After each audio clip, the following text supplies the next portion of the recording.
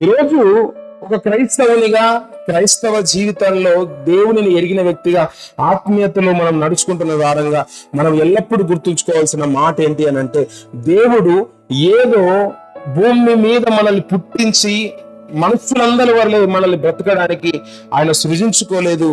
కానీ ఆయన సృజించుకున్న విషయం ఏంటంటే, ఆయన ఉద్దేశం ఏంటంటే, మనందరి ద్వారా దేవుడు మహిమ పొందాలి, మన ద్వారా దేవుని కార్యాలు జరగాలని, ఆయన మనల్ని ఏదో ఒక రకముగా వాడుకోవడానికే దేవుడు ఇష్టపడుతున్నాడు తప్ప, ఏదో భూమి మీద నిన్ను పుట్టించి నీ గురించిన ఆలోచన లేకుండా నిన్ను ఏదో పోనీలని చేసిన వ్యక్తి దేవుడు కాదు.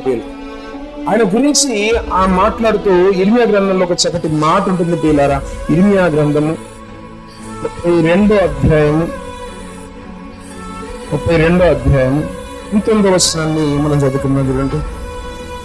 ఆలోచన విషయంలో నీవే గొప్పవాడవు, క్రియలు జరిగించు విషయంలో నీవు శక్తి సంపన్నుడవు.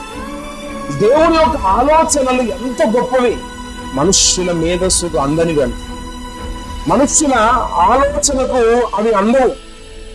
దేవుడు చేసే పనులు కూడా అవి మనుష్య ఆలోచనకు మించినట్టుగా ఉంటాయి. ఎందుకు జరిగిస్తున్నాడో, మానవ మేధస్సుకు అందని ఆలోచనలు దేవుని యొక్క మనస్సులో ఉన్నాయి.